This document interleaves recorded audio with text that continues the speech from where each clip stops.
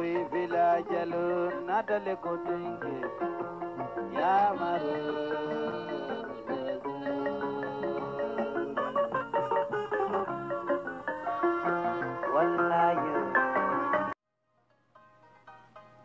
assalamu alaikum and Facebook.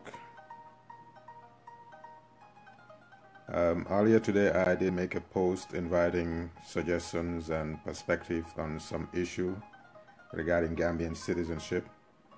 It turns out to be a long write-up, so I decide I'm going to make a blog post, and I will share the link for the blog at the end of this video, so you can check it out. So since I invited those suggestions, I thought it would be prudent to come on Facebook and share my theory with you guys. Now, I'm no expert in any of the things I'm about to talk about, but as citizens and being keen observers of things that are happening, I think it is advisable that we have a perspective on those issues that we're following, and also to share those perspectives. So here's my take. Regarding the citizenship in the Gambia, I think our solution lies in giving some functionality to our traditional institutions. What do I mean by that? I don't know about the cities and the urban areas, but in the rest of the Gambia, whenever a child is born, few people are made aware of it. The Alcalo will be informed, the local Imam will be informed, and I guess in Christian communities too, the similar thing will happen with the pastor or whoever has the religious authority there. This is out of respect and out of courtesy, because as a community, when these events happen, we want the community to gather and share the joy with the family. So as it stands, as far as I know, this is just a formality with nothing else attached to it, just a courtesy. So in order to secure our Gambian citizenship, when these events happen, in my opinion, I think what needs to obtain is for the whole village to come together and make a suggestion or contribute among themselves to have a book or some form of record keeping at the home of the Alcalo or even the Imam.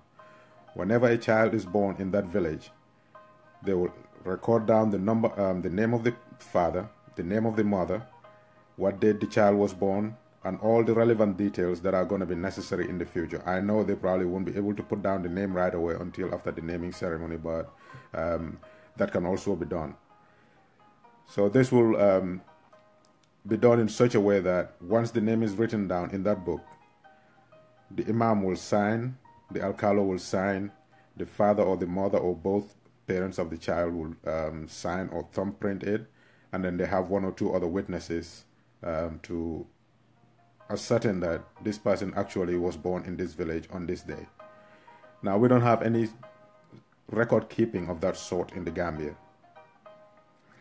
So it shouldn't take any extra expenses. It shouldn't take any bureaucratic hurdles to cross in order for us to do that. This will be part of a historical document to start with.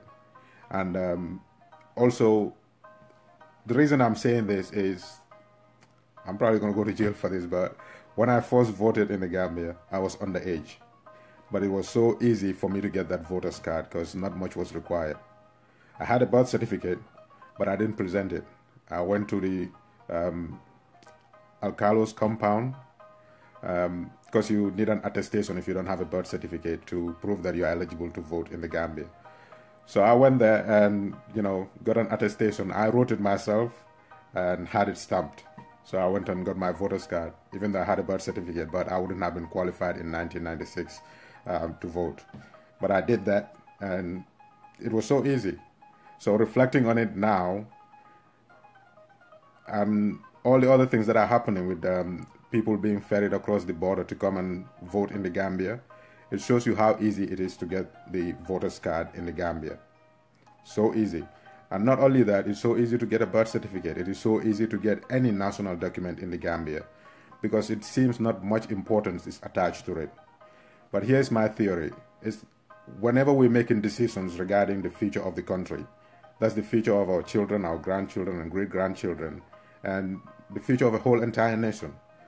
So if you make that decision making process inclusive even to people who probably wouldn't care what happens in the future or the future to the future of your country, then you're basically mortgaging the future of your children.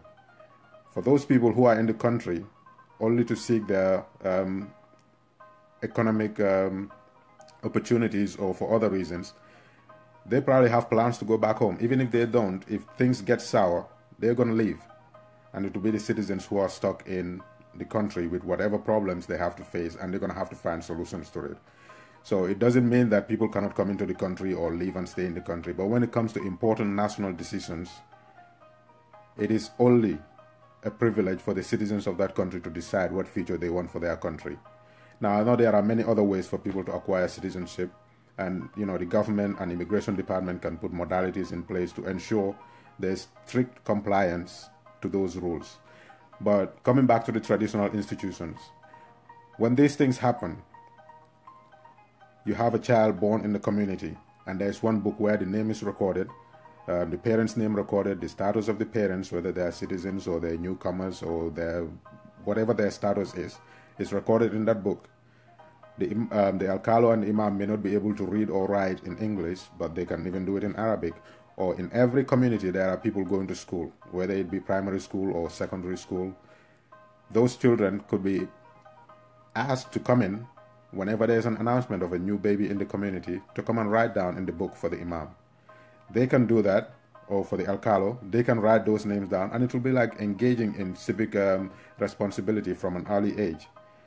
So this book would be there to be referenced in the future in case you need an attestation to say this person was actually born in this village. There can be a mechanism where they will be easily referenced. Until such a time that we're able to computerize everything in the country, we should not jump the gun. We already have a system in the country. We already have institutions in the country. All we have to do is make those institutions functional.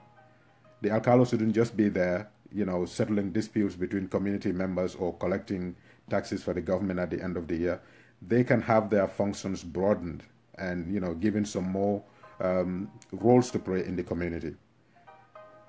This will have an effect on so many different areas in the country. Like I said, it's not even going to cost the government or the people much.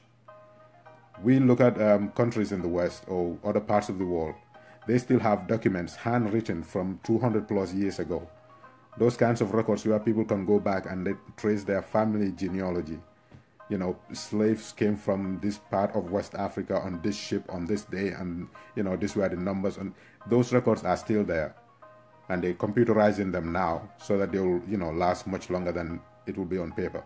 Since we are not at that level of technology, we can do the same thing. People want to just establish a system that is reminiscent or is akin to the system that is established in more advanced countries. But we are not that advanced like those countries. They have computerized systems. But before they did, they started somewhere. So let us start from the grassroots. Let us go back and assign this role to the alcalos. If somebody is born in your community, record it. Write it down. The date they were born, who the parents were, and the name of the child. This can be done within a week or at the latest after the baby is named. So that record would be there.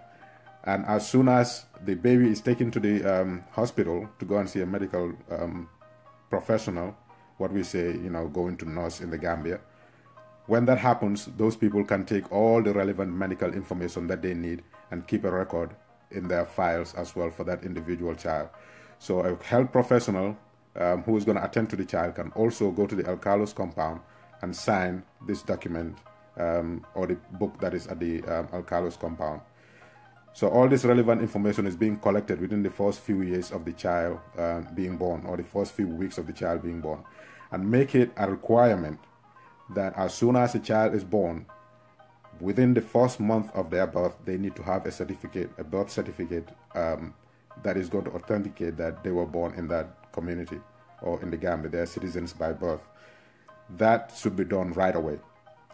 You see people who are 25, 30 years old telling their relative, hey, can you get me a birth certificate?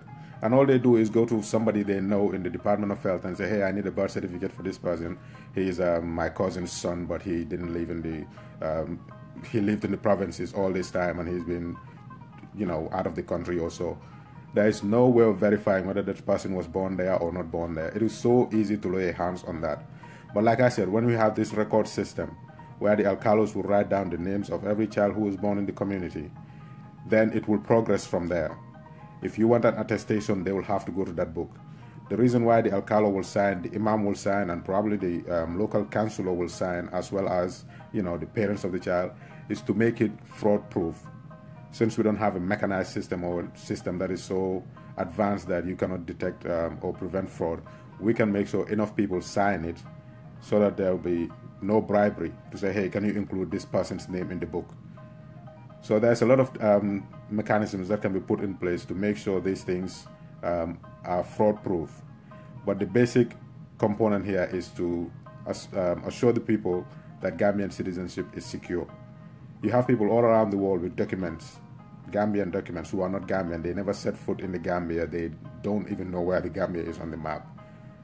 How those people got those documents is, your guess is as good as mine. Just like recently they said over 2,000 Gambians were going to be deported from the US. Do the Gambians even number that much here? And no Gambian knows any of those people that was going to be deported. So it shows you how easy it is to lay hands on that. These are not to create divisions between us as Africans, but rather to, give us an identity. If you're a citizen of a country and you cannot prove that, or the documents you use to prove it are as meaningless as any other document, then what's the point? So all this fight of, every election we'll be complaining. There are people coming from Casamance, people coming from Senegal, from Guinea-Bissau to come and vote. It's as a result of these, insecurities in obtaining national documents. There's a lot of corruption there, people looking for money or people looking to maintain their power. But all that we can address right now. I know once we start this system, it's not going to come into play for elections until the next 18 years. But the good thing is every document in the Gambia is renewable after so many years. So we can put a system in place at the immigration department where if anybody comes to renew your document, you're going to have to give more proof that you actually obtained that document legally. So I'm kind of drafting this in more detail. I'll make a blog post and then I'll see where I can advance it to the relevant authorities. But I think from the village level, we can start doing that. We organize ourselves into communities. Like, this is our village, we are the people of this community. Let us put a book in the home of the alcalo. Whenever a child is born, they can record the name there. And when there's a death in the community, there'll be another book where those names will be recorded as well. When it comes to the census, we don't need to pay people to go around the country doing head counts every day for so many weeks and then come out with a final number. There's so many inaccuracies in there. But once this is done, you just send them to the home of the alcalo and say, hey, we need to look into that book, tally the numbers in that book to the numbers in the book where the register of death is, and then they will know exactly how many people were in this village 10 years ago and how many people are there now. So a lot of things can be born out of this, but it starts with that. Make the acquisition of a birth certificate so stringent that it is not going to be easy for anybody to acquire a birth certificate in the Gambia. And once that is done, make it a requirement. If you seek any national document in this country, you're going to have to produce a birth certificate. If you want an ID card, you're going to have to produce that. If you want a passport, you're going to have to produce that. Any document you want, it has to be premised on the fact that you can present a birth certificate. So once you get issued that birth certificate on your first visit to the medical facility, they will give a copy to the father, they give a copy to the mother, and then those copies will be copied and one will be kept in the alcalo's folder. So the alcalos will have some form of documentation procedure where everything that is taking place in the village will be recorded. We should gradually be moving away from this oral method of storing information to a more effective means. That doesn't mean abandoning our culture, but through human evolution, we see that things change over time and they get better over time. So since there's always been oral tradition and people have been relying on it, we have a better means now, which is written. If you write it down, unless the document or the material you write it down on is destroyed, that is there to stay for as long as that the life of that material can stay. In this day and age, it's digital, and it's gonna last much longer. So let us consider that. Like I said, I'm gonna write this down. It was a long post, which is why I decided to come on Facebook, because I noticed from the comments that people don't really read when you make a long post. They just comment on it out of courtesy or for whatever reason. So what I'm gonna do is I'll do that as a blog post, and then see through my contacts who I can forward it to. But from the village level, we can organize this. We don't need the law to be on our side to do that. We are the people of this community. This is what we want. We've seen in the past elections, these are the problems that are taking place. People coming into the country to vote when they are not supposed to. So here's how we think the solution should be.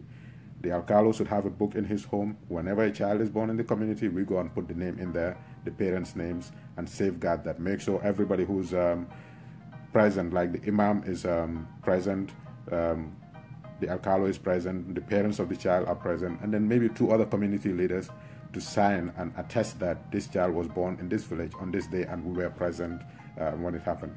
And another thing that can be done is to make all alcaldes in the community, in every community in the Gambia, to be certified notarians. They can, attest to the authenticity of documents, or they are people of honor, they are people of authority, they are people that people look up to. So you can verify whether something is truthful or not based on their attestation.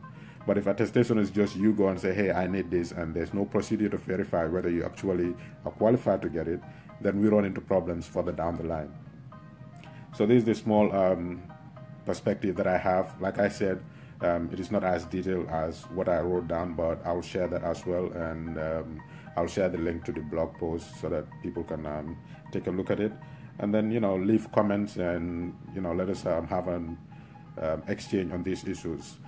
Right now, we have change. We're moving forward. We're looking forward. We cannot just stay talking about Yaya Jammeh and what he did wrong.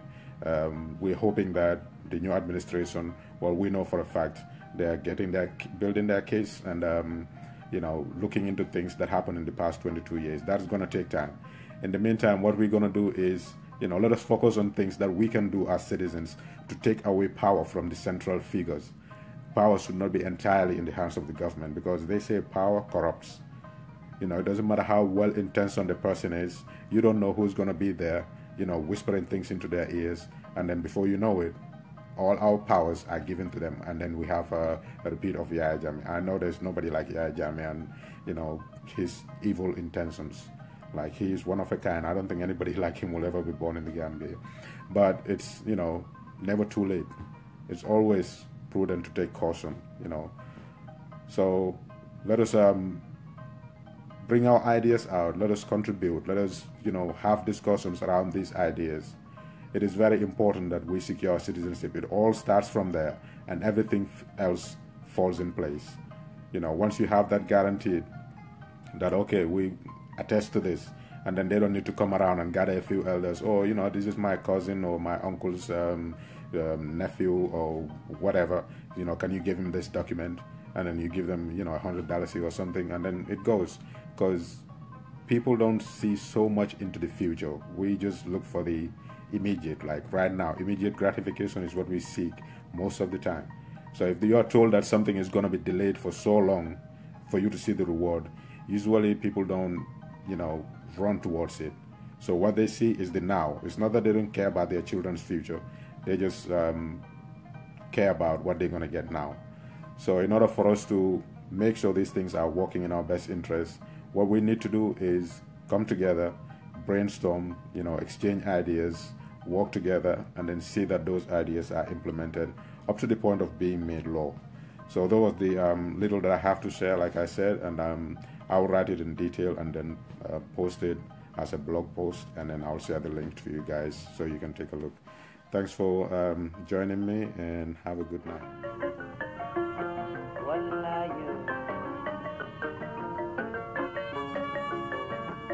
Kuma kui village alert na dale ko